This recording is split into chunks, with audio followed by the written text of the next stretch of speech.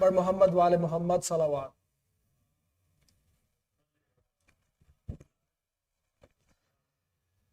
A'udhu billahi minash shaitanir rajim. Bismillahir rahmanir rahim. I begin in the name of Allah, the most beneficent and merciful. All praise belongs to Allah subhanahu wa ta'ala for blessing us with existence and granting us the opportunity to move towards Him. Respected ulama, Maulana, dear brothers and sisters, Assalamu alaikum. Tonight we have gathered here on this glorious occasion, the event to celebrate the events of Eid Al Ghadeer and Eid Al Mubahila. It is my absolute honor and privilege to welcome you all on this glorious occasion. In Surah Al-Ma'idah, verse 3, Allah subhanahu wa ta'ala said, "Today I have perfected your religion for you and finished my bounty upon you and have chosen Islam for you as religion." Subhanallah, may Allah subhanahu wa ta'ala give us tawfiq to follow this beautiful religion as taught by Ahl Bayt alayhi salam, inshallah. Ghadeer is the day of the completion of Islam, and Mubahila is the day of the victory of Islam. This is a very special occasion for all Muslims, especially for all lovers of Ahl Bayt alayhi salam. Let's start the celebration with the recitation of Mankabat by Brother Shafqat Shah. Please welcome him with a loud salawat.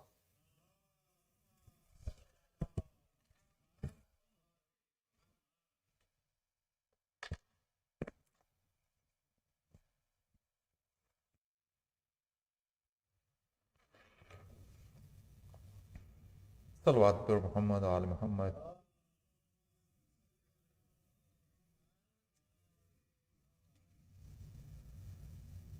I'm going to recite Mankabat from Shaheed Sibte Jafar and few ashar, and then another one after that.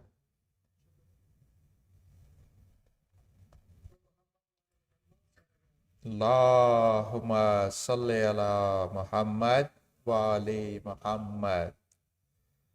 जब खुदा को पुकारा अली आ गए, जब अली आ गए जिंदगी आ गई, जिंदगी बंदगी रोशनी आ गई, रोशनी आ गई, आ गई, आ गई। मौत उनके मुहिब्बों को आती नहीं, आ भी जाए तो फिर बच के जाती नहीं। मौत का क्या खतर, मौत से क्या हज़र, इससे बचना भी क्या आ गई, आ गई। तेरी मसनद पे गैरों को बिठला दिया, नाइबे मुस्तफा मज़हरे किबरिया, तू वसीयो वलीयो वली ही रहा, मंजिलत में तेरी क्या कमी आ गई। जिसका मौला था मैं उसका मौला अली, जब नबी ने कहा दीन कामिल हुआ, मरहबा मुस्तफा रब भी राजी हुआ, वो जो आना थी आयत वही आ गई। जिब्राईल और कंबर पे क्या मुहसर,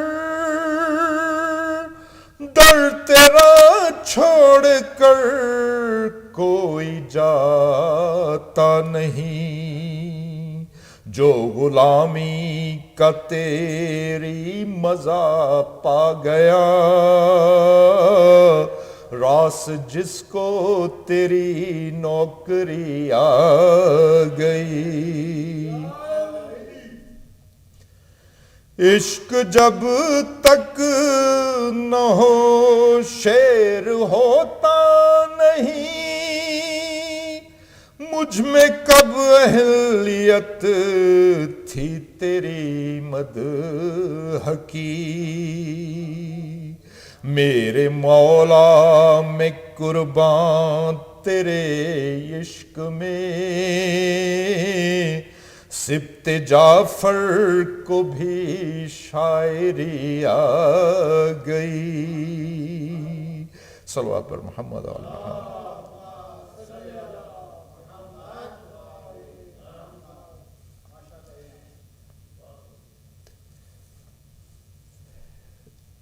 एक और मनकबत के कुछ अशार। अली अली के सिवा क्या मेरी हयात में है, अली अली के सिवा क्या मेरी हयात में है। नमाज इश्क़ अली मेरे वाजिबात में है, अली अली के सिवा क्या मेरी हयात में है।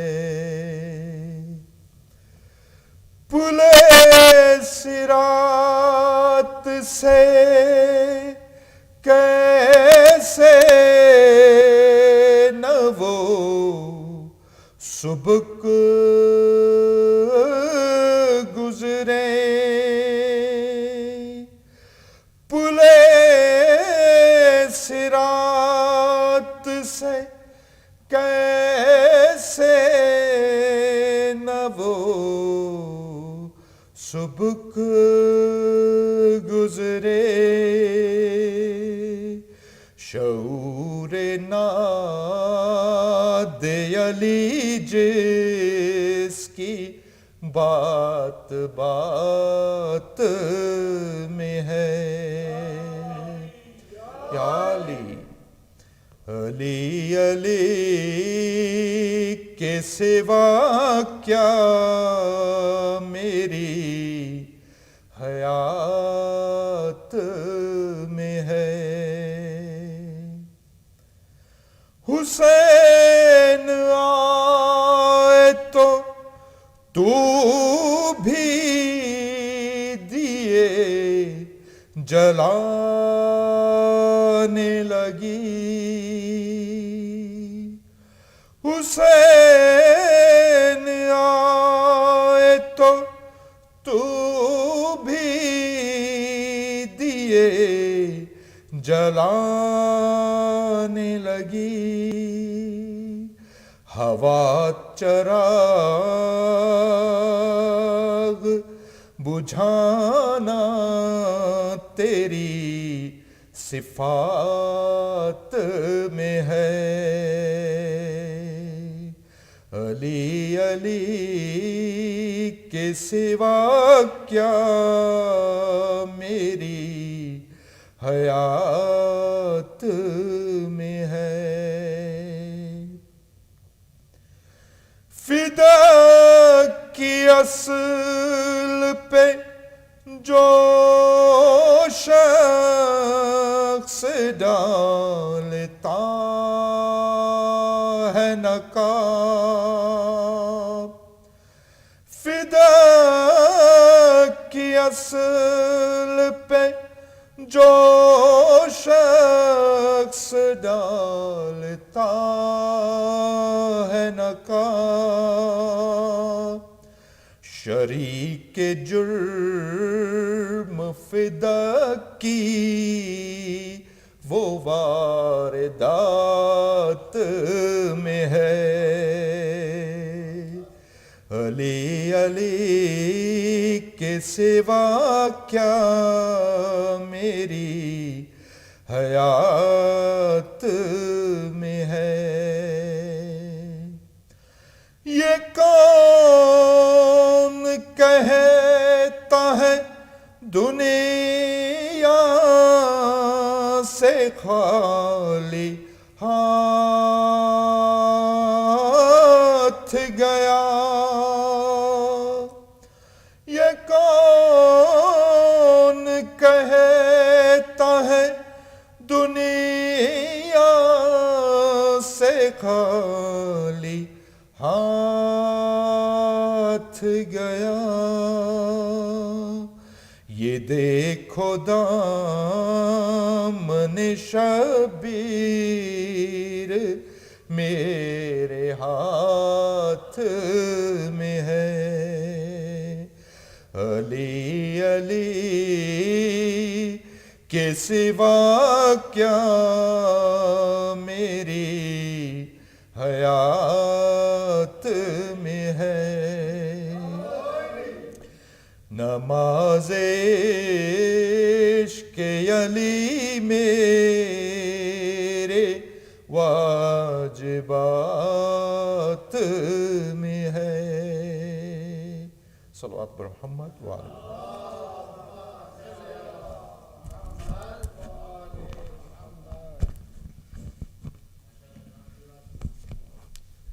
Jazakallah Shafqat Bhai. For Shafqat Bhai's and his family's sehat and salamti, please recite a loud salawat.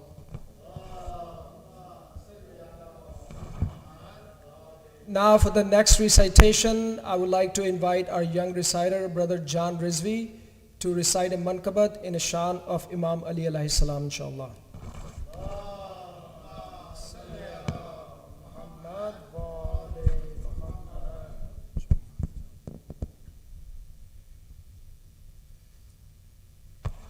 बर मोहम्मद वाले मोहम्मद सल्लल्लाहु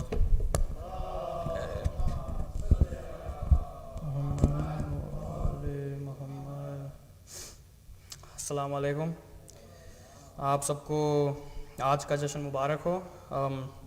मैं आप लोगों की खिदमत में मौला अली की एक मनक़बत पेश करूँगा और मौला अली का ज़िक्र हो और बीबी फ़ातिमा का ना हो ये मुमकिन नहीं है, तो इसलिए एक बंद बीबी की शान में और फिर मनक़बत पढ़ूँगा, अगर इजाज़त है क़िबला।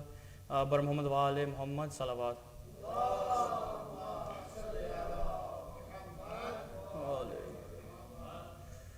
नूरे निगाहे शाफ़े महशर है सैयदा। नूरे निगाहे शाफ़े महशर है सैयदा। बानुए शेर खालिक़े अकबर है सैयदा। नूरे निगाहे शाफ़े सीरत में चाल ढाल में सूरत में शक्ल में सीरत में चाल ढाल में सूरत में शक्ल में सरता कदम रसूल का पैकर है सैयदा, नूरे निगाहे शाफ़े बरमौत वाले मोहम्मद सल्लल्लाहु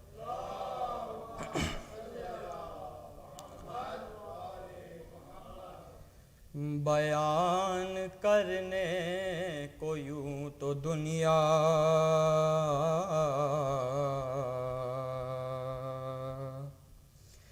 बयान करने को यूं तो दुनिया शरफ बयां करती है सभी के, मगर जो अक्ले सलीम रखता है जानता है सिवा नबी के, नहीं है कोई अली से बेहतर,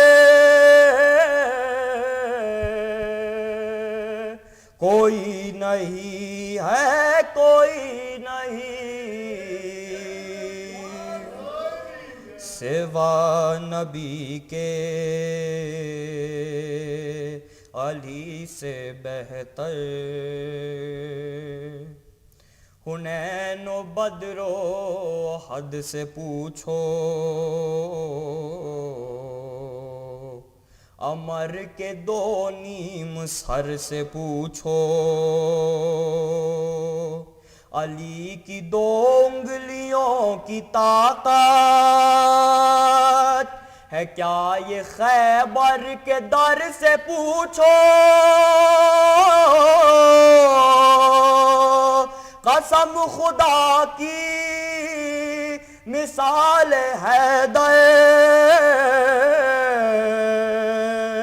कोई नहीं है कोई नहीं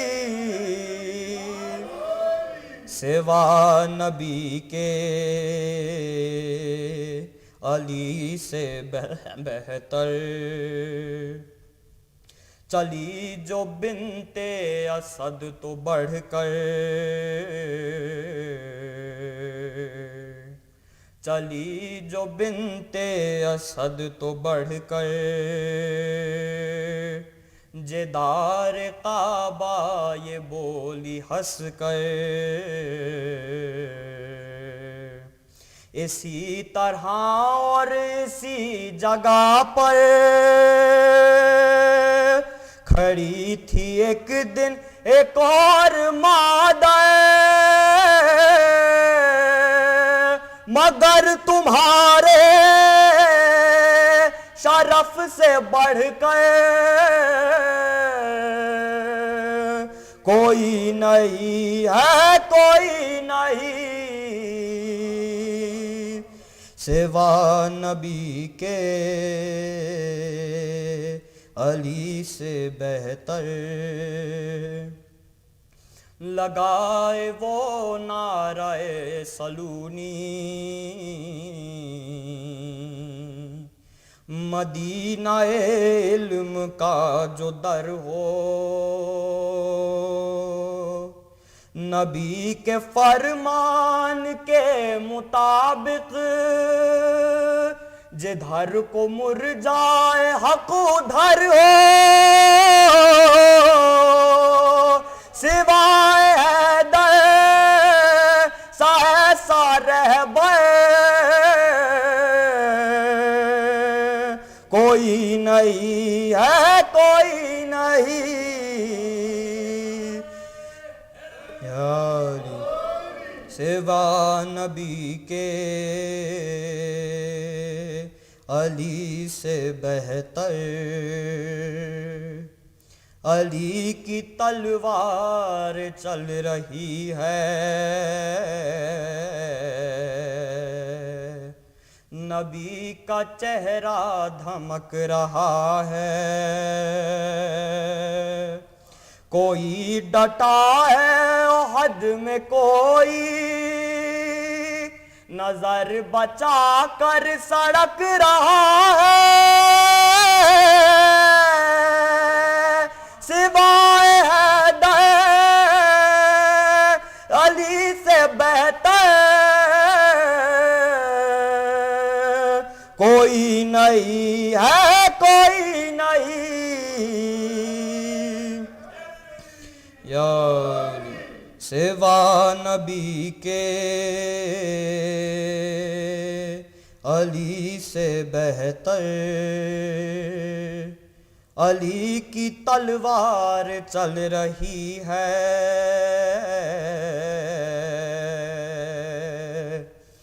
नबी का चेहरा धमक रहा है। कोई डटा है हद में, कोई नजर बचा कर सरक रहा है। नबी के पास अब सिवाए हैदर कोई नहीं है, कोई नहीं। सिवा नबी के अली से बेहतर। और ये आखिरी बंद है। गदीर से जब के मैंने पूछा,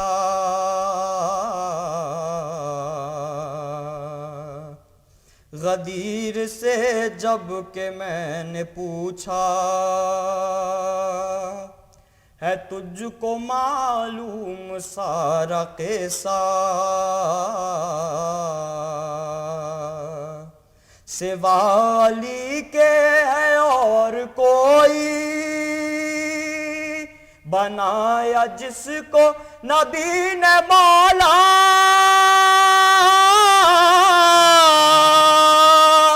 तड़प के बोला ये खुम का मिंबर कोई नहीं है, कोई नहीं। सिवा नबी के अली से बेहतर कोई नहीं है, कोई नहीं। बर मोहम्मद वाले मोहम्मद सल्लल्लाहु अलैहि वसल्लम।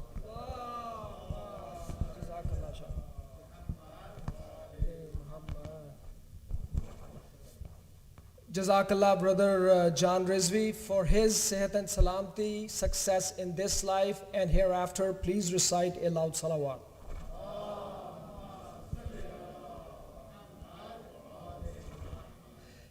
Imam Jafar Sadiq alayhi salam said,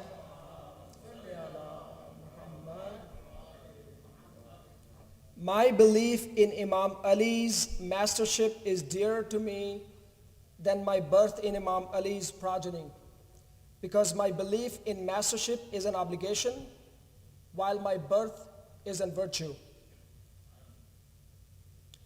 Before I invite Maulana to address the Jashn, I just have some quick announcements. This is subject to moon sighting, but most likely 1st of Muharram will take place on August 10, which is Tuesday. Baitul Ilm will be holding its first majlis on the eve of Muharram 1st, which is Monday, August 9th, inshallah. And Ashura most likely will take place on August 19th. Urdu majalis will be held in the masjid and will be addressed by Hujjatul Islam Maulana Mir Mukhtar Faizi. And English majalis will be held downstairs in the banquet hall, and they will be addressed by Hujjatul Islam Maulana Sayyid Sulaiman Hassan Abidi. Important point to remember is both of these majalis will take place simultaneously, and they will start right after Maghriban prayers, inshallah. Matam will be held in the masjid jointly after the conclusion of both majalis. We humbly request all Mu'mineen and Mu'minat to please join us for Maghriban prayers and take place in these majalis on time, inshallah. Just to keep in mind, due to the increase in coronavirus cases, we have implemented the strict policy of masks one more time. So as we are attending these majalis or any program on the premises of Baitul Ilm, kindly keep your mask on.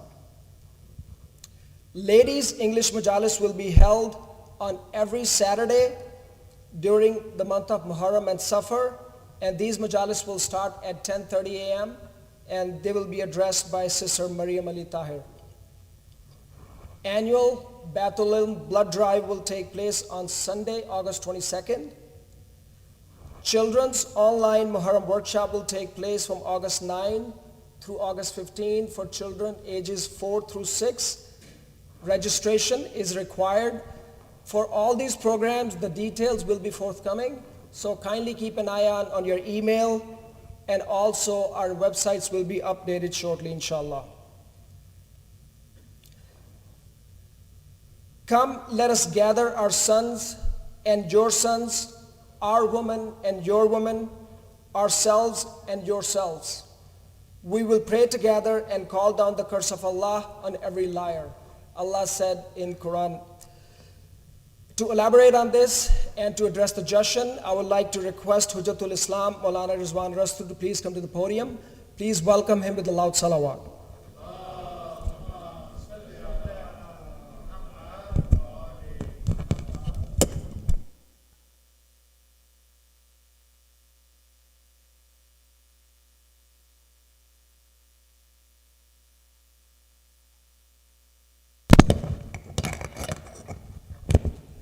Brothers and sisters, quickly, I just wanted to announce the sponsors for tonight's Jashn. Tonight's Jashn is being sponsored by the family of Sister Abida Sayyed. For Sister Abida and her family, Sehat and Salamti, please recite a loud salawat.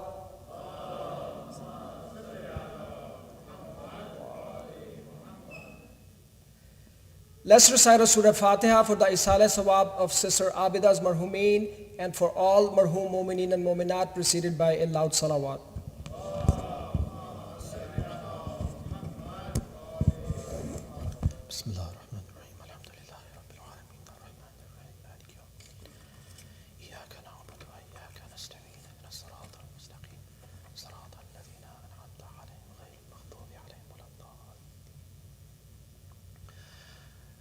أعوذ بالله من الشيطان الرجيم بسم الله الرحمن الرحيم الحمد لله رب العالمين والصلاة والسلام على أشرف الأنبياء والمرسلين حبيب إله العالمين أبي القاسم المصطفى محمد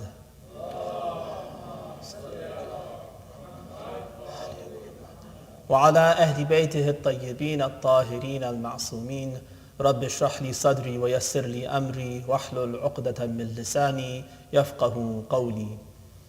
أما بعد، فقد قال الإمام محمد بن علي الباقر عليه السلام: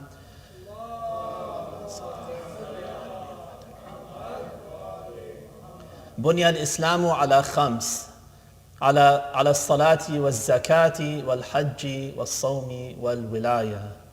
صلوات على محمد وآل محمد.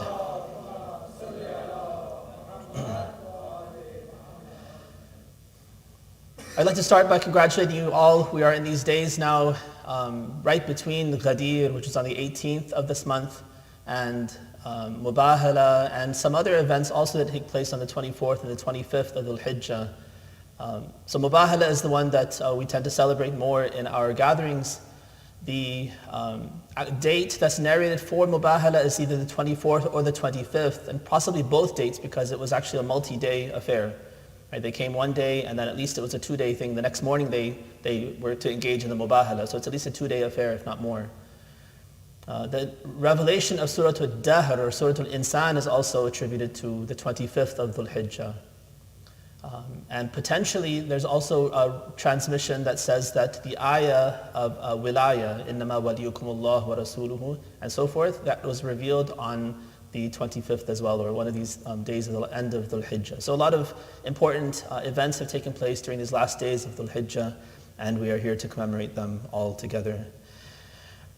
What I'd like to do today is to share with you some ahadith that we have that I think in some part will sound familiar, and that's what I want to draw on, but I think there's a lot that we can do to further our understanding of these ahadith, and I'm going to share multiple versions of the hadith and multiple iterations of this hadith so that we can try to get a greater understanding. In the West, when you ask someone to define Islam, when you read a textbook, I'm sure those of you who are in school and you read your one paragraph in world history on Islam, maybe it's better now. In my time, it would be one paragraph on all of Islam, and there'd be Orthodox Islam, which is Sunni Islam, and then the heterodox, kind of a deviant path, which is the Shia Islam. That would be the one nod to Islam. But the way that Islam is defined in these kinds of books is by 5 pillars. Right? So it's like a familiar way of describing Islam, that it's basically these 5 pillars. And the 5 pillars are what? What is the first in those definitions? That's not usually what's mentioned. Before namaz is what? Tawheed, or actually the shahadatain. Right? So belief in Allah and Rasulullah as one, that's the first pillar. And then salah, zakah, hajj, and sawm are mentioned as these 5 pillars that are basically the definition or the embodiment of Islam. So we have similar traditions in our tradition as well. But they enumerate different elements, and I want to highlight those different elements. It's not that we don't have that as well. We also have some ahadith that define the 5 pillars, the 5 da'a'im of Islam, the 5 pillars in the same way. Shahadatain is one, and then these other 4 practices, parts of Islam are also mentioned. But the vast majority of our traditions from the Ahlul Bayt mention the 5 that I mentioned from this hadith of Imam al-Baqir alayhi salam. One is starting with salah, and then zakah, because these two always go together in the Quran. Aqimus salah wa atu zakah come hand in hand, and that is actually mentioned in some of the hadith that these are the most important, and they're known as the qarinatan, the two that kind of the 2 companions that always come together, salah and zakah. And then hajj, sawm, and the 5th element that's mentioned in the vast majority of the ahadith from the Ahlul Bayt is wilaya. Right? So my goal today is to explore these ahadith, and what we'll find is that each of the ahadith gives us something more, right? It elaborates on one of these words, tells us something about the connection between these, something about the significance. Why are these 5 mentioned? And you can think of other things that maybe you think of as very important in Islam. And you might, if someone asked you basically what is a Muslim, what is Islam about, maybe you have your own definition for what you've understood are the most essential aspects of Islam, and they may not coincide with this. Right? In fact, sometimes we try to pull away from defining it in these terms, because sometimes there's this tendency, since we live in close contact with people of other faiths, they also have similar types of things. They have a kind of prayer, for instance. They have some kind of fasting or sacrifice, or giving up something. They have some sort of pilgrimage. Some of these elements are common to other traditions as well. And so sometimes there's a tendency to equate, basically, Eid is like Christmas. Eid is like Hanukkah, and you kind of just equate it and say, that's basically a Muslim Christmas. And we also give gifts. We also eat a lot of food. And that's basically Eid, and that's basically, and we trivialize the great parts of Islam in an attempt to try to make it understandable for other people. Sometimes we bring it down, we water it down to the point where we try to just equate it and say, this is our culture, this is what we do, this is what you do, to each his own. And we leave it at that. And it's a very kind of safe and non-threatening and really useless type of interacting with our own faith, and a useless way of introducing our faith to other people. Because then it's just, what's the difference? You have one tradition, I have one tradition. You follow yours, I'll follow mine, and what's the difference? At the end, we're going to die, and there's no virtue of one over the other. All right, so let's look at some of these ahadith and see what we can understand from the way that the Ahlul Bayt have talked about this particular issue of the foundations of Islam, or the pillars of Islam. Bunya al-Islam, Islam has been built upon ala khams, on 5 things. In some of the ahadith it mentions this word da'a'im. So da'ama is like a foundation stone, or you can think of a pillar that holds up the roof, something foundational that then supports something else. And without that foundation, the things that it's supporting would crumble.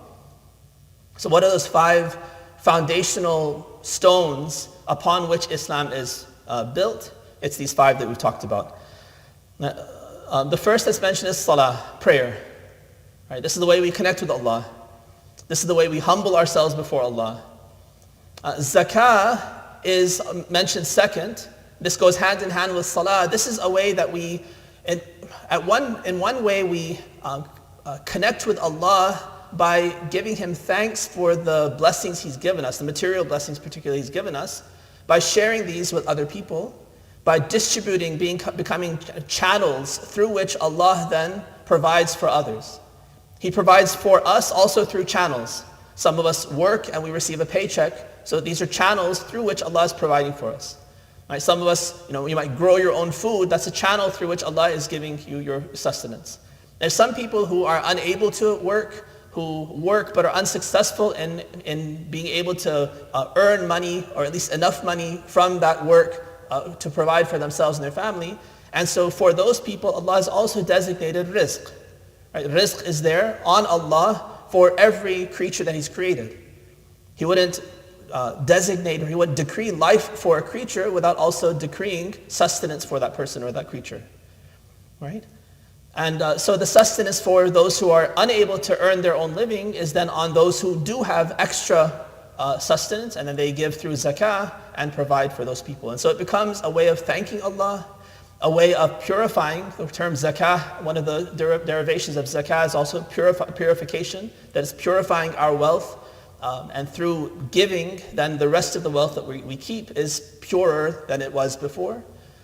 And it's also a social good. It's a way for Allah to then provide for those people who don't have of their own, and kind of it levels things, helps them to rise up, and helps us to also stay humble.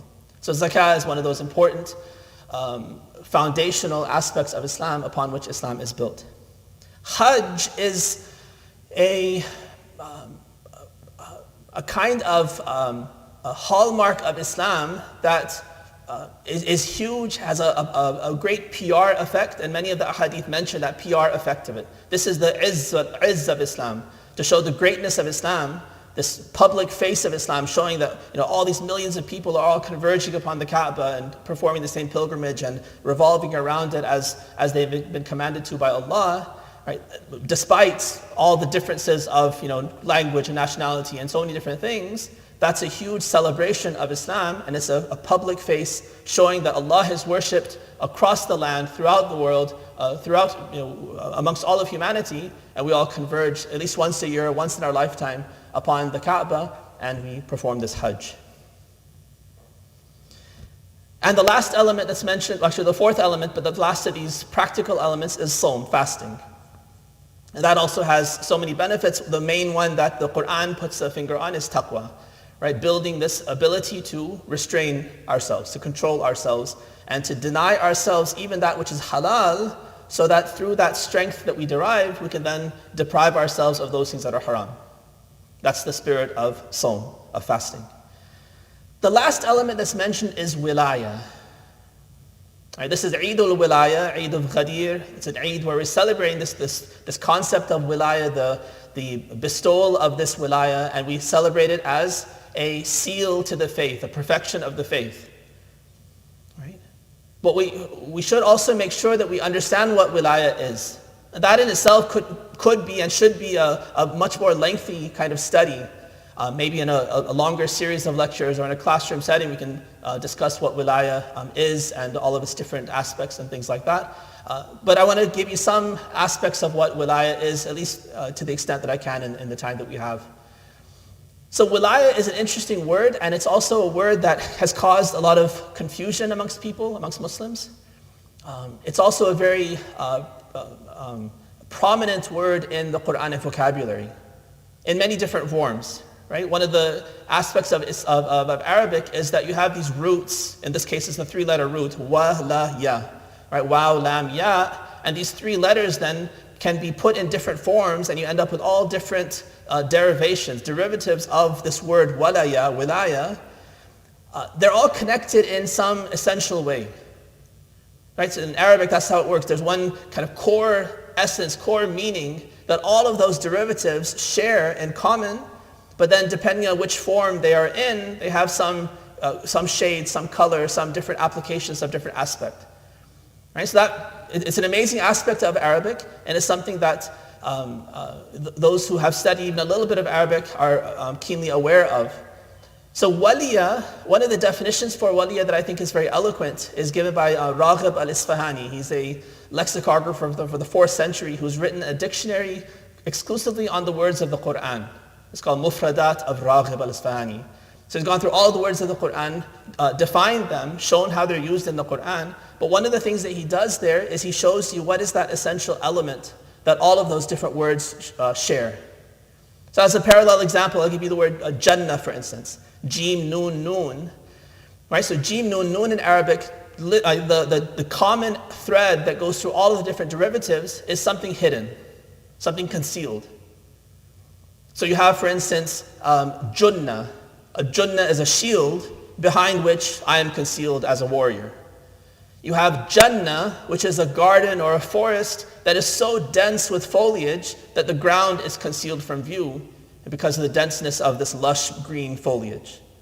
You have a Janeen, a fetus in the womb of a mother, which is concealed by these 3 layers of within the belly of the mother. Jinn are concealed behind the veil of the seen, the veil of the unseen, so they're unseen to us. Someone who's majnoon is either possessed by jinn or their intellect is also concealed and hidden away, tucked away so that it's not able to be used by the person. He becomes insane or unable to use the intellect that he has. Right, so that shows you a little bit about how one root can then go into all these different forms, and each form has its own unique meaning, but each of those unique meanings also is related somehow to that essential meaning. So with waliya, with wilaya also it's the same thing. Raghib al-Isfahani, he defines wilaya, he says that it's to have 2 things such that there's not between them what is not of them. Right? So to have 2 things that are, for instance, very close, right? Such that there's not between those 2 things anything that's not of them, that doesn't belong to them, that's not rightfully part of them. So you don't have something that's foreign coming between these 2 things, but rather the 2 things are adjacent, right? Adjacent would be a good translation for wilaya in this sense. And then that adjacent, that being adjacent or being proximate to something, it's not just proximate, because proximate could just be close, but actually being next to something is important, right? That can then be physical. You can have 2 things that are materially close together, such that there's nothing between them. So the way 2 people are standing, for instance, or 2 people are sitting now, right? If no one else is sitting between you, there's no one other than the 2 of you between you, then you have this quality of wilaya between you, physically. And then it can be extended to other aspects as well, spiritual wilaya and the wilaya of authority. But one of the essential kind of the threads that go through all of the different derivatives of wilaya is connectedness. Being very close to each other, being connected, having your hand in each other's affairs, one having authority over the other such that it can do with it as it wishes, being beloved and having a friendship such that you are intimate and you're interconnected. Right, so these are common elements that all have to do with closeness, but there are different shades of it. There are physical meanings, there are spiritual meanings, and then it extends into all different aspects of human existence. But this is, in essence, what wilaya is. So now, with this word wilaya, we have so many different applications of it. We have, you can think of, for instance, in our prayers, one of the essential aspects of the prayer is muwala. Right? Muwala is having your prayer such that every part of the prayer follows immediately after the previous part, such that there's no gap. So you don't, for instance, you're not standing, saying your Fatiha and Surah, and then taking a break and answering your phone or going and talking to someone or just standing there doing nothing. But immediately after you finish your qira'ah, you have to proceed to the next part, which is the ruku'. And as soon as you finish the ruku', you have to stand up again. And there has to be a continuity where one part follows immediately after the other, and there's no space between any 2 parts. That's muwala. Right? We have tawalli. Right? Tawalli, one of our core values that goes hand in hand with tabarri. Right? Tawalla and tabarra, which are said in Urdu and Farsi, that's incorrect in Arabic. In Arabic, it's tawalli and tabarri. And then they go into other languages and become, kind of change in forms that are appropriate to those languages. So tawalli is to align yourself with those things that are godly. So if I draw myself close to Allah, to Rasulullah, to the Ahlul Bayt, to their teachings, to other believers, to those things that are good, that's tawalli. I'm drawing close, I'm making myself close to those people and those elements. And tabarri is the opposite. I'm distancing myself, I'm cutting myself off from those things that are evil, that are ungodly, that are anything anathema to God and godliness. Right? And then wilaya, we have in the Quran wilaya that is negative. Allah tells us not to be a wali of certain people, not to take certain people as our awliya. Ya ayyuha alladhina amanu la tattakhidhu aduwi wa aduwakum awliya. And don't take my enemy and your enemy as a wali. Here, again, there's that connectedness that he wants us not to have. Right? Don't take people who are the enemies of God, and in fact your own enemies as well. If you are with God, then God's enemy is your enemy as well. So don't take such an enemy as your intimate friend, where he now has his hand in your affairs. He has power over you. You owe him allegiance. You owe him loyalty. He has favors that he's done to you that you now have to repay thanks and repay those favors. Don't have that kind of intimate relationship with someone who's the enemy of God and therefore your own enemy. You don't want to have him having that kind of connection to you. More difficult for us to swallow is where Allah says repeatedly in the Quran, لا تتخذوا النصارى لا تتخذوا اليهود والنصارى أولياء من دون المؤمنين. O believers, don't take the Jews and the Christians as awliya in place of believers. And sometimes we see this verse and living in a society where we're surrounded by primarily people who are Christian and sometimes Jewish and then other religions as well. Sometimes what we do is we flee from this verse and we quickly engage in trying to rationalize and justify, oh, that's not what it's saying, that's not what it's saying, instead of understanding what is it actually saying. Right, so that's a general kind of a note. Don't be afraid of difficult concepts in Islam. Things that challenge you, that challenge your lifestyle or challenge your conception of what reality is. And those are actually the times when you need to engage more seriously, understand better, ask those who know more than you do, have humility to accept whatever the truth is. Right? We have a hadith of the Ahlul Bayt where they warn us that their ahadith are sa'bun mustas'ab. Their ahadith are difficult. Right? Difficult to accept, difficult to submit to, difficult to change ourselves in such a way that we can then accept those and assimilate those. Some of the teachings of the Quran, of the Ahlul Bayt, are very natural. They fit very easily into a normal, moral person's way of thinking. Right? Don't lie, don't cheat, don't steal, treat people well. Those are clear things that any moral person, any rational person will submit to, and then when Islam says that, then there's no conflict. It's easy to follow those things. But that's not all of what Islam teaches. It teaches us some things that are very challenging, and especially at the outset, they seem to be challenging other values that we have. And so it's important to, again, do all those things that I mentioned, be humble and engage and understand, so that we can, if need be, change ourselves in accordance with what the teaching is telling us, not try to hold fast to whatever we are, whatever we have, and change the text, change the hadith, change the Quran to conform to what we think is right. Then it is not our guide. Right? We are somehow trying to guide it to follow our footsteps and tell us whatever we already know to be true. Then what's the point in a relationship with the Quran and with the Ahlul Bayt, with the Prophet? They're telling us things sometimes that are challenging. We should go with them. Definitely understand first. Don't just get on the bandwagon and say, well, it seems to be saying to do this thing which doesn't fit with anything else I know. Let me just go with it. That's not the way we're supposed to go. Certainly understand it and engage. And then once we've understood, even if it challenges preconceived notions, follow the truth, not those notions that we hold. Risala salawat ala Muhammad wa ali Muhammad.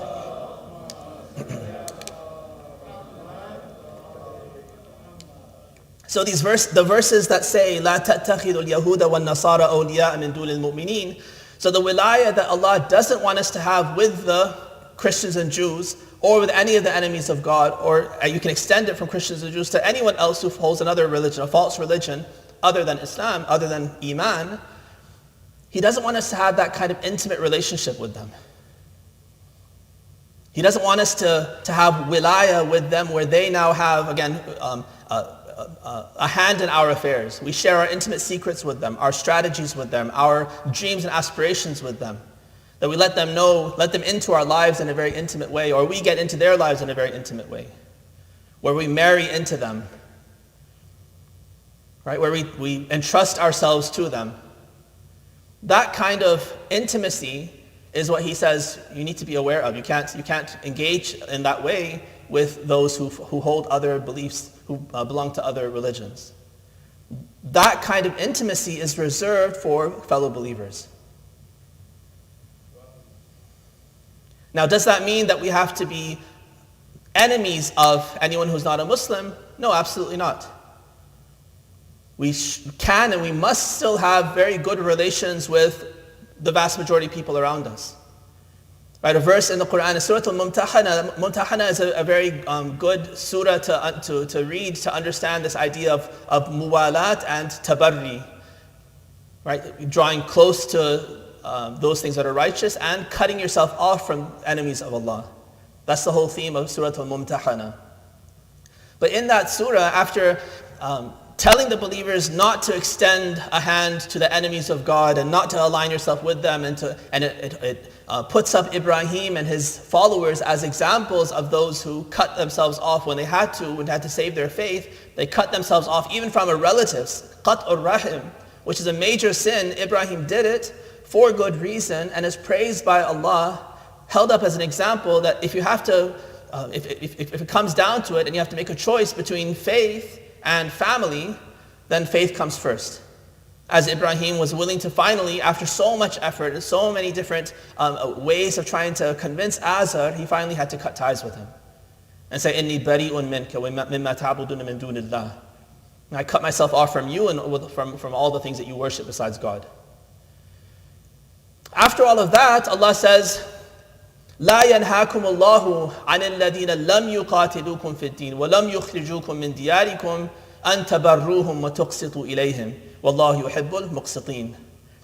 And Allah does not forbid you from being good, being fair, being just with those non-Muslims who have not engaged in these two major crimes, major sins against the Muslims, which is killing us, fighting against us, or kicking us out of hearth and home. These are the things that the Medinans had faced, the Meccans. There are some Meccans who were engaged in fighting and killing them, torturing them, and in expelling them from Mecca. And so now in Medina, these are the two major crimes that Allah puts a finger on. Those who engage in this kind of enmity towards the Muslims, they are your enemies. And you fight against them, you do whatever you can to keep their danger away from you and to defend yourself. But the vast majority of people, of kuffar, are not like that. They haven't engaged in this kind of enmity towards the Muslims.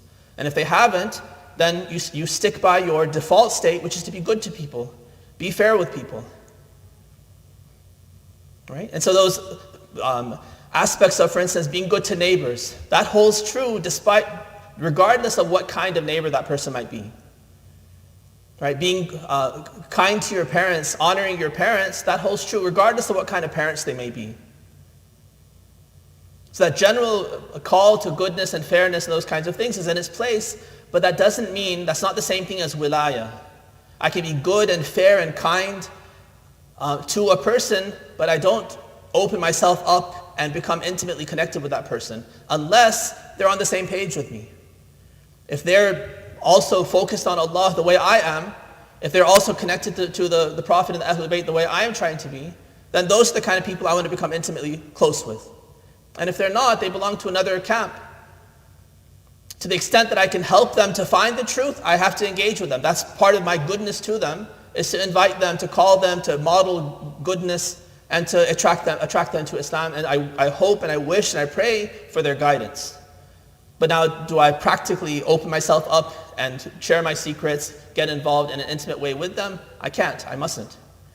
If I do, I'm compromising my faith. I'm going against this prohibition by Allah. And the consequences will eventually be dire for my faith, for my family's health, spiritual health, and so forth. So there are those kinds of wilayah in the Quran that Allah says to stay away from. Don't have this kind of wilayah with people. And then there's wilayah that we do have that is positive. Allah is our wali. He has an authority over us, an intimate connection with us. He tells us what to do and we must do it. He gives us, takes away from us. It's all in His hand. He has full sovereignty over us as our maker, as the source of all of our blessing and our existence and everything. It's all His. So He can give and He can take, and He has complete authority and wilayah over us. And then as a derivative of His wilayah, then Rasulullah has wilayah over us. He also has that same authority over us as Allah does, given to Him by Allah. And then the A'imma, the Imams after him, have the same wilayah over us. Right? So there's a wilayah that they have over us, kind of a vertical wilayah of Allah over us, the Prophet and the Imams over us.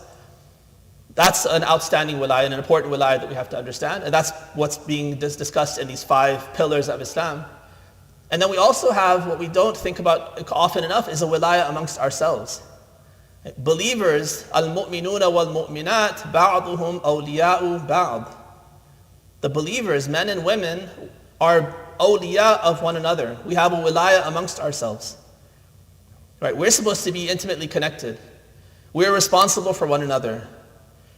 Right? Immediately after that, ba'duhum awliya'u ba'd, ya'muruna bil ma'ruf wa yanhawna 'anil munkar. Why is it my duty to remind you of your duties? Why is it my duty to push myself into your affairs when you're doing something haram or contemplating something haram, to come in and remind you of your duties, to warn you about doing this thing that you're contemplating to do? Right? Because I'm your wali and you're my wali. We have this intimate connection. I'm responsible for what you do. I can't say, I'll just mind my own business, whatever you do is your own business. As a believer, that's not the case. I can't do that. So to the extent I have that connection with you, you have that connection with me, we have to meddle in each other's affairs in a constructive, positive way to help each other to get closer to Allah. وَتَوَاسَوْا بِالْحَقِّ وَتَوَاسَوْا بِالصَّبْرِ. This is also part of that wilayah that we have with one another, where we're trying to all move together towards Allah, and whenever I stumble, then you have to be there to pick me up and to get me back on the path, and vice versa. Alright, so let's go back to these ahadith that we're looking at. Bunya al-Islamu ala khams. Islam has been built on these 5 things, the 5th of which is wilayah. A second hadith I'll share with you, also from Imam al-Baqir alayhi salam.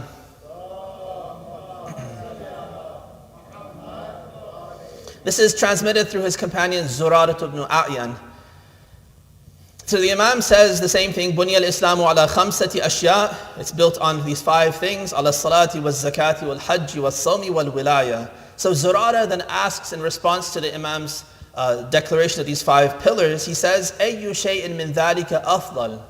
So which of these 5 elements that you just mentioned, which are the foundational, these cornerstones of Islam, which is the best, which has the most merit? The Imam says, al-wilaya. Al-wilayatu afdal. Why? لِأَنَّهَا مِفْتَاحُهُنَّ. He says that wilaya is more important, more foundational. If you want to prioritize which of the 5 are most important, it's wilaya. Why? Because it's the key to the rest. Right? So the Imam, the Prophet, Allah as our awliya, they're teaching us, for instance, how to pray. And if I don't have a connection to the Imam and to the Prophet, then how am I supposed to learn how to pray? How am I supposed to learn the importance of prayer? How central this act should be to my life? How do who's my role model to show me how to incorporate prayer and how this should be the thing that I live for, that this should be the center of my life, everything else leads up to prayer. That this is then the first thing that's going to be looked at on the Day of Judgment, and if this passes, then Allah will look at other things that I've done, and if this fails, then He won't bother with the rest. And so how do I learn that kind of connection to the prayer except through the wali, except through Rasulullah? Sallu kama ra'aytumuni usalli. Right? The Quran doesn't teach us how to pray. It barely even teaches us when to pray. But it tells us definitely to pray over and over again. Rasulullah comes in and says, pray the way you see me pray.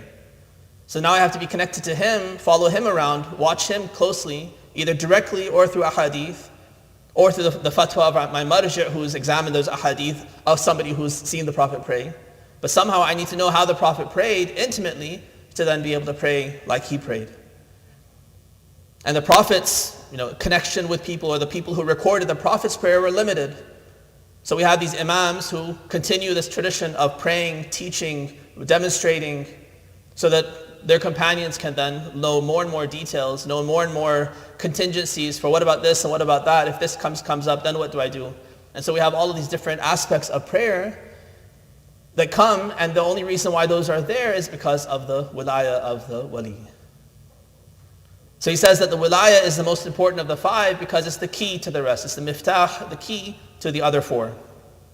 وَالْوَالِي هُوَ الدَّلِيلُ عَلَيْهِنَّ. It's the wali, the one who holds that wilaya and that authority that you are supposed to submit to. He's the one who shows you how to do those five things, those other four things.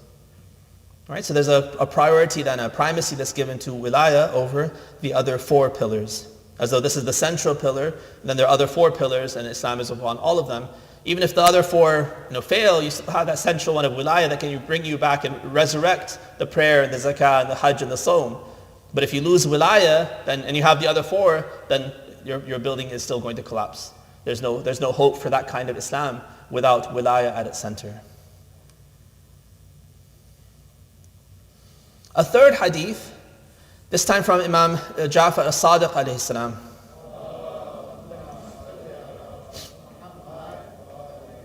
A companion of his says, "Awqifni ala hudud al-iman." He asked Imam as-Sadiq alayhi salam to teach him and make him aware of the limits of faith. If you want to define faith and show me what's the beginning and end and what exactly are the key elements, tell me that kind of definition for faith. فقال شهادة أن لا إله إلا الله وأن محمدا رسول الله صلى الله عليه وآله. So the Imam defines faith when he wants to give its definition first with the shahadatain. So that's similar to the five pillars that you learn about in rudimentary textbooks and things about Islam. وَالْإِقْرَارُ بِمَا جَاءَ مِنْ عِنْدِ اللَّهِ. And then not only believing in Muhammad as Rasulullah, but then submitting to everything that he has brought from Allah. So that's a huge, the entire kind of opus of everything that he's brought from Allah is all fair game. We have to submit to all of that and accept all of that from him. Then in particular he mentions وَالصَّلَاةُ الْخَمْسِ, praying the five prayers. وَأَدَاءُ الزَّكَاةِ, giving zakah. وَصَوْمُ شَهْرِ Ramadan, fasting during the month of Ramadan. وَحِجُّ الْبَيْتِ, and then performing the hajj to the Kaaba. وَوِلَايَةُ وَلِيِّنَا وَعَدَاوَةُ عَدُوِّنَا وَالدُّخُولُ مَعَ الصَّادِقِينَ. And then he mentions wilaya, but he mentions it with a little bit more elaboration than in those previous ahadith. First of all, he says, وِلَايَةُ وَلِيِّنَا. So there's one time when we are commanded to accept the wilaya of the Imam or the Prophet. Right? They have wilaya over us. They have authority over us. They tell us what to do, and we are compelled to accept it from them, to submit to them. But this hadith is adding an extra element, that horizontal wilaya that you and I have between ourselves, that's also part of this, he says. Wilayatu waliyina is different than wilayatuna. Right? We, the Ahlul Bayt, have authority over you. Okay, we have to accept that. But now he's saying, in addition to that, you need to submit to the wilaya that exists between yourself and those who are our awliya, your fellow Shia. So I can't say that for instance, if Imam Ali tells me something, I'll accept it. I'm his friend, I'm his supporter, but the Shia, I can't stand them. I can't abide them. And I don't get along with any of them. Those two don't go hand in hand. To accept the wilaya of the Imam means also to align ourselves and to become have those intimate relationships, not only with the Imam himself, but also with the awliya of the Imam, those who are friends of the Imam, those who are aligned with the Imam.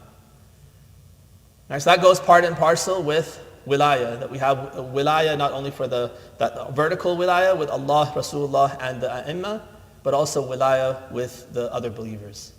And on the flip side, he says, وَعَدَاوَةُ عَدُوِّنَا is also part of it. Not only should we be enemies with the, well, I guess that makes sense on the other side. So enemies of the imams.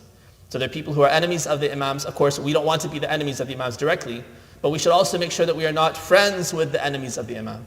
We should have a position of enmity towards those who are standing opposed to Allah, opposed to Rasulullah, opposed to the imams. So that's also part of wilayah. It's a flip side of it, also very important. Right? Tawalli and tabarri have to go hand in hand. Hubb and bughd, love and hatred are both part of iman. In al-imanu illa al-hubbu wal-bughd. Iman is nothing more than love and hatred. Well-placed love, well-placed hatred. Love for God and godliness, hatred for everything that's against God. So Islam is not a religion of love in a kind of absolute sense where we say we love everything. No. A good believer hates shaitan, hates the enemies of the Ahlul Bayt, hates the enemies of the Shia. And that's a virtue. That's not a human weakness. That's not, because I'm angry and I'm vengeful, I just have to, let it out and be angry with this person who's an enemy of the Ahlul Bayt. No, part of your faith is standing with the ones that we believe in and standing against their enemies. Yeah. وَالدُّخُولُ مَعَ الصَّادِقِينَ. And he adds that you be amongst those who are truthful, those who are righteous. Be in the ummah, be with the jama'ah of believers. Right? All of that is part of the faith that he wants us to have. A fourth tradition, also from Imam al-Baqir alayhi salam.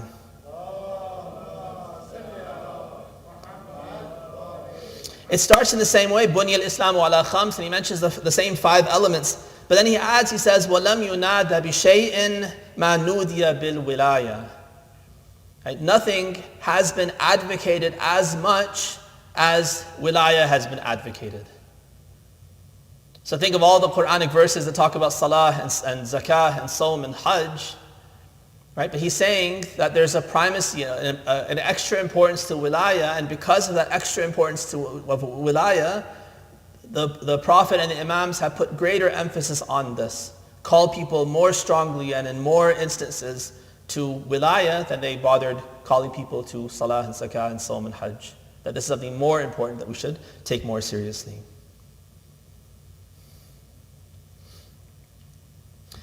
Another tradition in the same vein. This is from Abdul Hussein al-Hassani. Abdul Azim al-Hassani. This is Shah Abdul Azim. Right. So those of you who have gone for ziyarah to Iran, if you've gone to Ray, there's an important mazar there of. He's known as Shah Abdul Azim. So he's a companion of some of the later Imams. In this hadith, he's quoting from Imam al-Hadi alayhi salam. So Abdul Azim ibn Abdullah al-Hassani, he says, دَخَلْتُ عَلَى سَيِّدِي عَلِي ibn Muhammad. He says that I entered into the presence of Imam al-Hadi alayhi salam. Rashad salawat ala Muhammad wa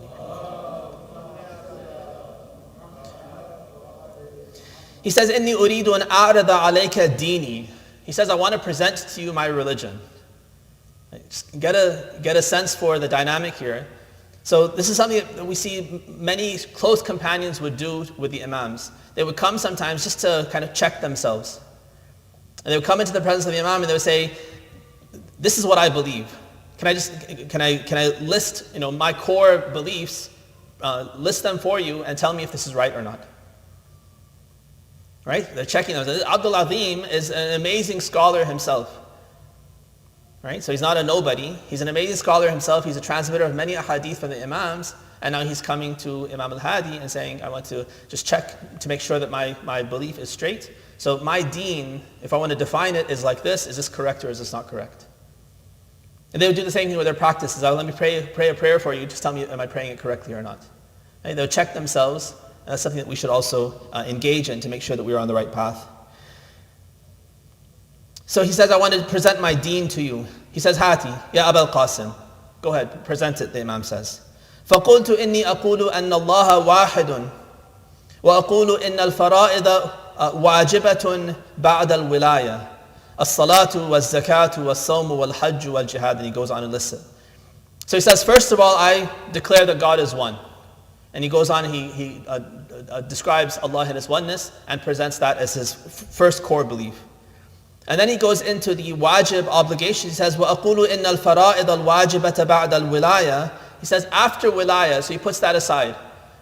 That's already a priority. After Allah, this concept of wilaya and submitting to the wilaya of Allah, Rasulullah, and the imams after him, after submitting to wilaya, the fara'id, the obligations that are now on me that I have to fulfill are the following: salah, zakah, saum, hajj, jihad, amr bil ma'ruf, nahi anil munkar, enjoining good, forbidding evil. So he mentions all of this. فَقَالَ عَلِي بْنُ مُحَمَّدٍ يَا أَبَا الْقَاسِمِ هَذَا وَاللَّهِ دِينُ اللَّهِ الَّذِي ارْتَضَاهُ لِعِبَادِهِ.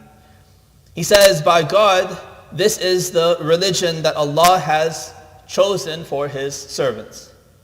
You have it right. This is a good definition of the faith. These are the core elements. If you hold fast to these, then you're in good shape. He says, فَثْبُتْ عَلَيْهِ. Hold fast to what you just mentioned. ثَبَّتَكَ اللَّهُ بِالْقَوْلِ الثَّابِتِ فِي الْحَيَاةِ الدُّنْيَا وَفِي الْآخِرَةِ. May Allah keep you firm on this path in the dunya and in the akhirah. All right? So one of the important elements here is Abdul Azim al-Hassani's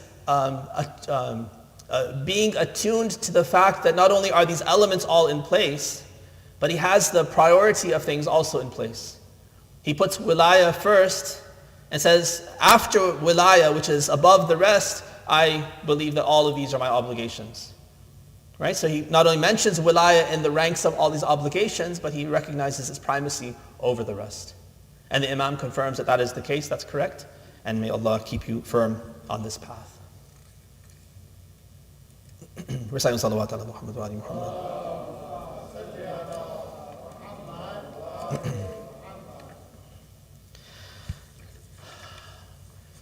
I really want to present this last hadith to you. This is a very important hadith and a very beautiful hadith as well. Let me see if I can get through the important elements of it before our time ends. Recite one more salawat ala Muhammad wa ali Muhammad.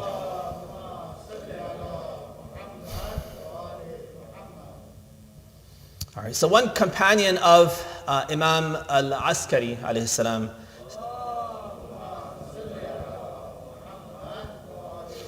he says that he received from the Imam the following in writing. He says, كتب إلي الحسن بن علي أن الله لما فرض عليكم الفرائض لم يفرض ذلك عليكم بحاجة منه إليه بل رحمة منه إليكم لا إله إلا هو. The Imam says that Allah has made all these obligations, these fara'id, these are the obligations that He's obliged us to follow. He's laid these down for us not because He has some need that we are then fulfilling to Him. When we pray, we're not somehow satisfying some urge that Allah has to have people admire Him. Rather, the purpose behind these fara'id, these obligations that He's legislated, is as a mercy to us. It's for our benefit and to show mercy to us that He then tells us what we must do. And if we fulfill those things, then we are then better off. We fulfill the purpose of our creation, and now we are better off than we would be if we hadn't. And so it's a kindness to us, a mercy to us, that He shows us all these obligations. Then he mentions a couple of different reasons why this is a mercy to us. لِيَمِيزَ الْخَبِيثَ مِنَ الطَّيِّبِ. First of all, to distinguish the filth from the good. Right? So by telling us that we have to pray, for instance, those who are trying to get closer to Allah, who are willing to humble themselves before Allah and follow His commandments, they are the good, they are the tayyibun. They become distinguished from those who are too arrogant to pray, too arrogant to learn, too arrogant to submit. Right? They are filth. And so the prayer and all the other obligations then distinguish those who are good and tayyib from those who are filth and khabith. وَلِيَبْتَلِيَ مَا فِي صُدُورِكُمْ وَلِيُمَحِّصَ مَا فِي قُلُوبِكُمْ. And then to test what's in your hearts and in your chests, to see what kind of patience you have, what kind of perseverance you have, how much you're willing to do to worship Allah and to obey Him. So He gives us these duties to test us in that way. وَلِتَتَسَابَقُوا إِلَى رَحْمَتِهِ, so that we can race with one another to attain Allah's mercy. Right, so there's a communal aspect to prayer as well. When something good is there to be done, one of the things He wants us to do is to race to do good. If there's a favor that needs to be done, somebody needs to be helped, I shouldn't say, no, you first. Like somebody says they need money, they need help, I say, no, please, you go ahead first. Right? The akhlaq of the believer, when there's good to be done, is to sabiqu ila fastabiqu al-khayrat, sabiqu ila maghfiratin. Right? Race with one another and try to be the first to do good. Right? Never pass the buck and say, you should go first and I'll follow. Then you've lost out. You've given up. You have nobody is that wealthy with their good deeds and their closest to Allah that they can afford to give up an opportunity to get closer to Him. That should be something that we race to achieve. وَلِتَتَفَاضَلَ مَنَازِلُكُمْ فِي جَنَّتِهِ. And then the test and the obligations He gives us are a way to distinguish us kind of on a bell curve so that we see what is our actual station. If life was all easy, there was no temptation, there was no attraction to sin, then it would be very easy for all of us to be just like a ma'soom in our actions. Right? If there's no challenge, if there's no test, if there's no temptation, then what virtue is there in not sinning? The virtue comes when there's temptation, when there's so many things pulling you away from Allah. Then you start to see to what extent, first of all, who follows Allah and who is an enemy of Allah. And then every shade in that whole continuum, it becomes clear as well. To what extent is one person willing to submit to Allah? He tests us and tests us and tests us so we can see exactly what our station is, how good we are, so then He rewards us accordingly. And similarly, how evil we are, how far we're willing to go against Him, so that we can have our rightful place in hellfire. May Allah protects us from that. But to differentiate and to put us in our right places, He gives us all of these fara'id, these obligations. فَفَرَضَ عَلَيْكُمُ الْحَجَّ وَالْعُمْرَةَ وَإِقَامَ الصَّلَاةِ وَإِيتَاءَ الزَّكَاةِ وَالصَّوْمَ وَالْوِلَايَةِ. So He gave us all of these fara'id, these different obligations that He listed. وَجَعَلَ لَكُمْ بَابًا لِتَفْتَحُوا بِهِ أَبْوَابَ الْفَرَائِدِ مِفْتَاحًا إِلَى سُبُلِهِ. He's given us a key by which we can enter into the door that takes us into these different obligations. So prayer and fasting and hajj, all those things are there. Those are important. What's the key to get to those? This is Rasulullah and the Imams. This wilayah is then the key to get to those other obligations and fulfill them correctly. وَلَوْلَا مُحَمَّدٌ صَلَّى اللَّهُ عَلَيْهِ وَآلِهِ وَالْأَوْصِيَاءُ مِنْ وُلْدِهِ عَلَيْهِمُ السَّلَامُ كُنْتُمْ حَيَارَى كَالْبَهَائِمِ. If it wasn't for Rasulullah, if it wasn't for the A'imma after him, then he says you would be like cows, wandering aimlessly.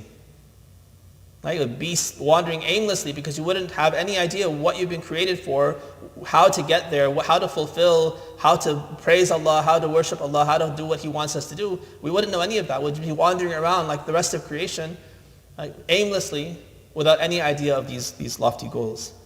لا تعرفون فرضا من الفرائض. You wouldn't know a single obligation from all these obligations He's given you. وهل تدخل قرية إلا من بابها. And can you enter into a village or into a building except through the gate, the door?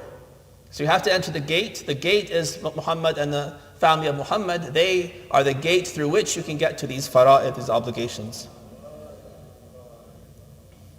فَلَمَّا مَنَّ عَلَيْكُمْ بِإِقَامَةِ الْأَوْلِيَاءِ بَعْدَ نَبِيِّكُمْ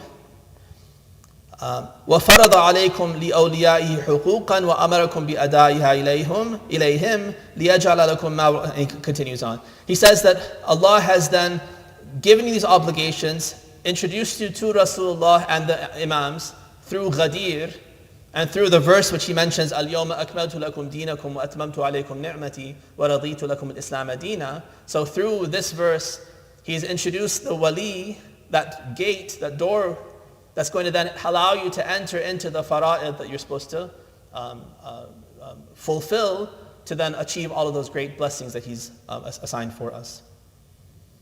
Recite wa salawat ala Muhammad wa ali Muhammad.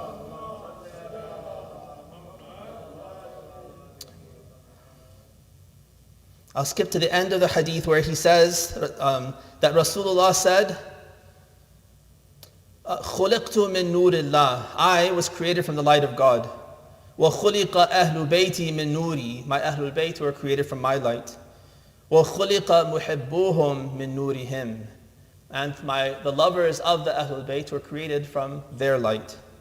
وَسَائِرُ الْخَلْقِ فِي النَّارِ, all other creatures are in hellfire. Salawat ala Muhammad wa ali Muhammad.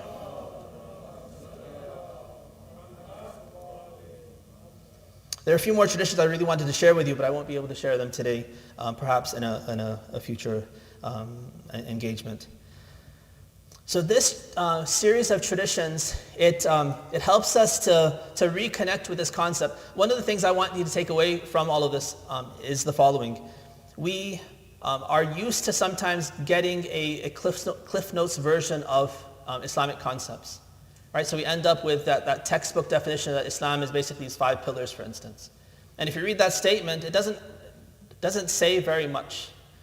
But the ahadith of the Ahlul Bayt help us to connect to those words and to see much deeper meanings behind those words, much more nuanced messages beyond those words. And engaging with the ahadith of Ahlul Bayt is invaluable. One of the things that many of you are unable to do is to access Arabic. That is something that is a travesty, and you must do whatever you can to remedy that. Those of you who are young, who have opportunities to study Arabic in college, who have opportunities to find different ways to study Arabic as a language, please do so. Because without that, you'll always have this crutch. You'll never be able to engage with Islamic texts. Even through translation, and if you look at translation, you're always at the mercy of the translator. And the translation is only as good as the translator. And the vast majority of our translations are not going to communicate very effectively what the original text says. And so if that's the way you're engaging, first of all, if you're a reader, if you're engaged, that's great. But then you're still limited always by the quality of the translation, which is the quality of the translator and his knowledge. Translation is not simply getting from one language to another. Especially when you're trying to get to guidance, a person has to actually understand the text and the nuances behind that text and communicate all of those layers of meaning and the nuances into the language that you're now accessing that text through. And if they can't, then you're missing out on sometimes a lot, sometimes completely missing the point altogether.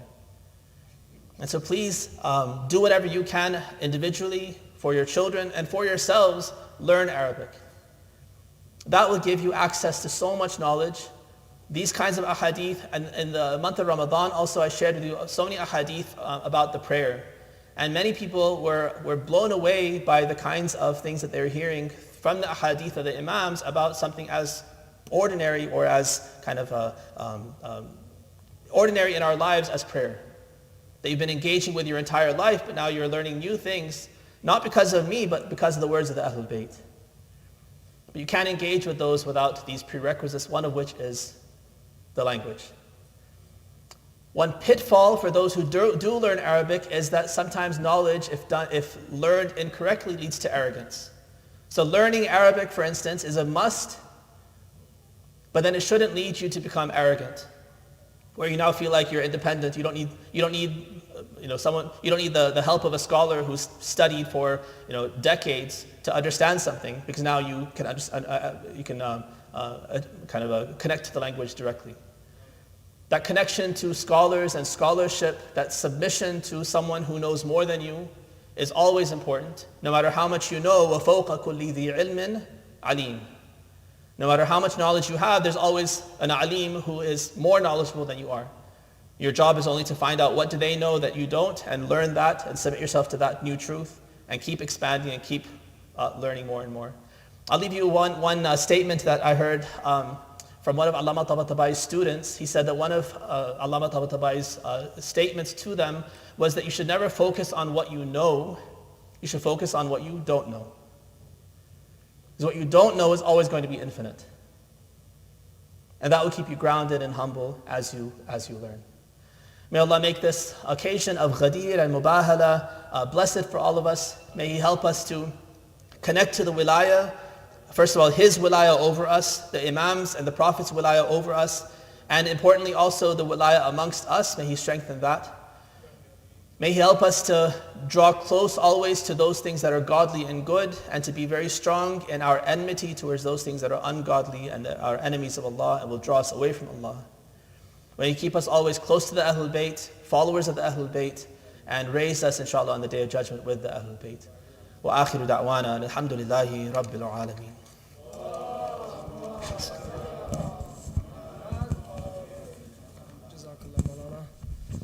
Jazakallah Maulana. For Maulana Sehat and Salamti, please recite another loud salawat.